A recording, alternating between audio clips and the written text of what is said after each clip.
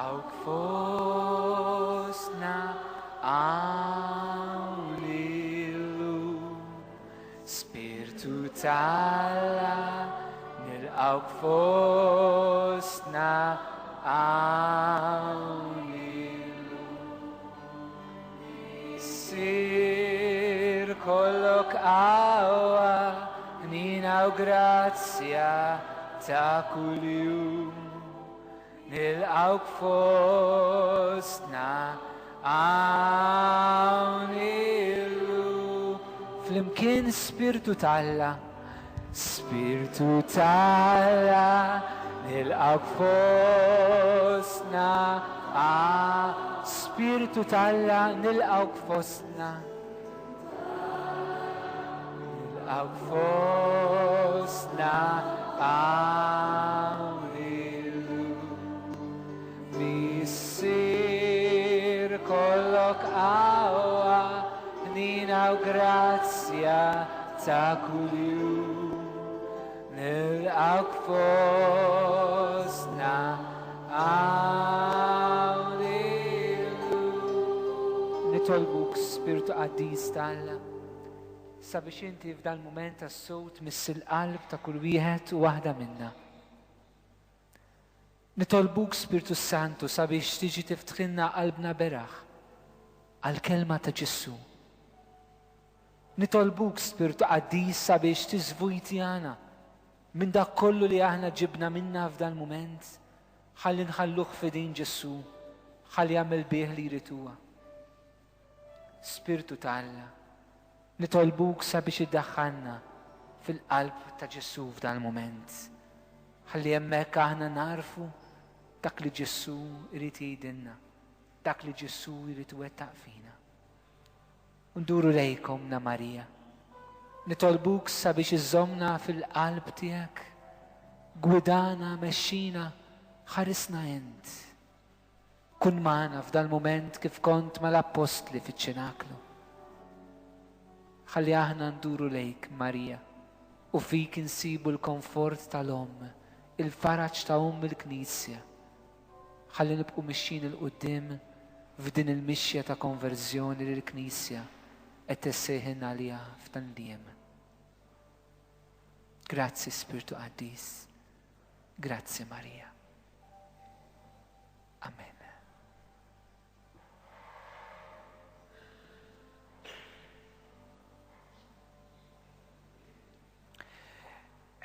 Eżistija ftit ta' stenilu aħna bħala Knisja mad-dinja kollha għamilna esperjenza partikolari qawwija ħafna li kienet l-esperjenza tal-ġublew il-kbir tal-inkarnazzjoni.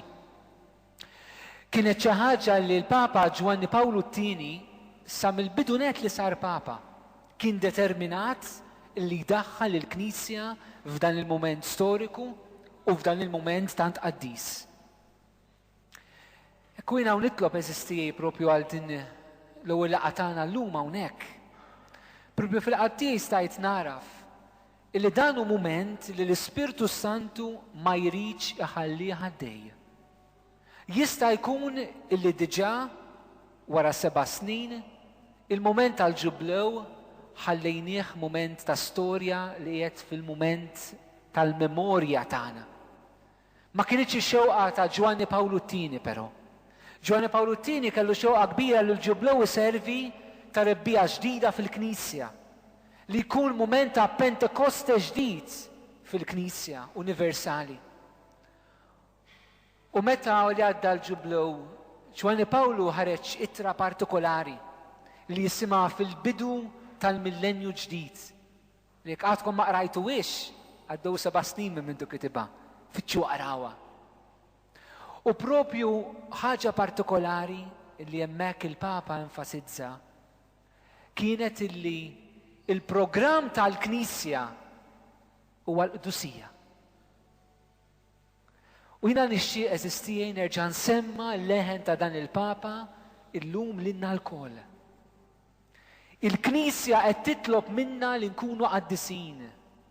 Dak ifisser li Ġesu illum qed jitlob minna lkoll li nkunu nies qaddisa.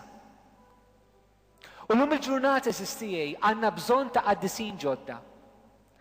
Jekk inħarsu d-dinja kif nissejra, jekk inħarsu l-Knisja minn xi xini għaddejja sistijaj, nindunaw il-mulej żgur se jqajjem qaddisin ġodda fi żminietna għaliex.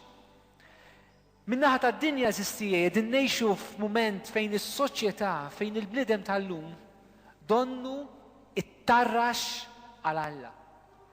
Qed ngħixu momenti fejn donnu l-bniedem webbes qalbu kompletament għal Alla u għall ħidma tiegħu. Qed ngħixu mument fejn Alla ħafna drabi huwa injorat, impoġġi fil-ġenb, issu ma jeżistix. Fl-istessin anke fih dan il-Knisja sistijaj. Qed ngħixu momenti ta' tisfija, ta' purifikazzjoni.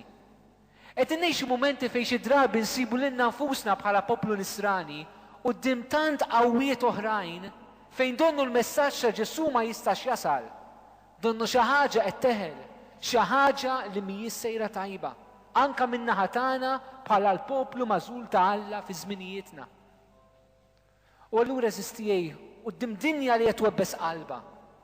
F'realtà xi drabi tagħna bħala poplu ta' Alla li donna naqtaw qalbna u ma nafux fejn aħna sejrin, il-mulej iqajjem qaddisin ġodda kif dejjem għamel.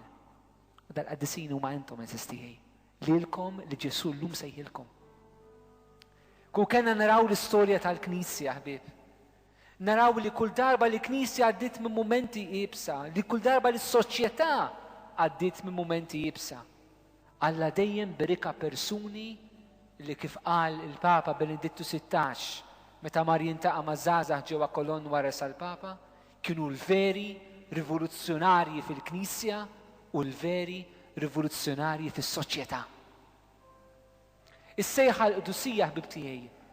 San Pawl jgħidilna din ir-rieda ta' Alla għalikom, il-Qdusija tagħkom.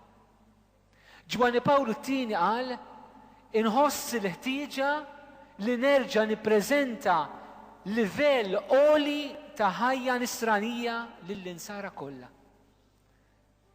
Eżistijaj, il-mulej lilek iridek qaddis u qaddisa.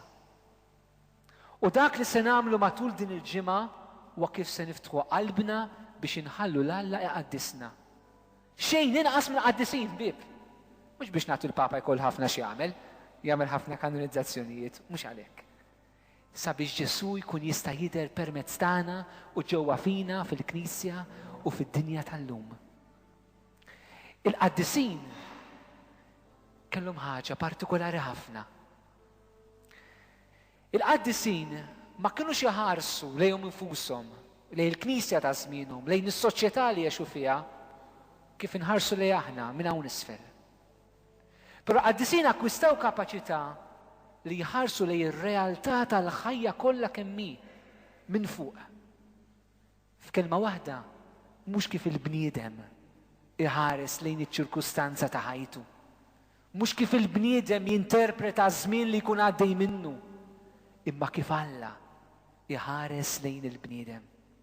U jekk kien hemm aspett partikolari li kull qaddis fl-istorja tal-Knisja ħada kontra tiegħu kien waħxu hija r-realtà ta' dnub. U llum nixtieq li nidħlu bil-mod il-mod u nifhmu fil-verità x'inhu d-dnub eżistijaj. Qed ngħid dan għaliex l-iktar aspett profond ta' dnub ħafna drabi illum il-ġurnata qegħdin ninsewh. Ma nifhmuhx, jekk tridu taraw kux vera xi kuntant ħarsu lejn il-mod kif aħna nqerru. Nispjega lili nnifsi aktar bil-mod il-mod bib. Id-dnub aħna ma nistgħux nifhmu x'inhu. Aħna ir-realtà ta' dnub ma nistgħux nifhmuha fil-profondità tagħha. Ir-raġuni għaliex aħna midinbin. Ir-raġuni għaliex aħna mazzin f'din ir-realtà. Biex nifhmu eżatt x'inhu dnub eżistijaj, illum nistedinkom sabiex impoġġu l-ħarsa tagħna fuq Ġesu mislub. Nimmeditaw il-Ġesu msallab f'mumenti partikolari li se nsemmilkom. Jekk tridu tifhmu x'inhu d-dnub. Lanqas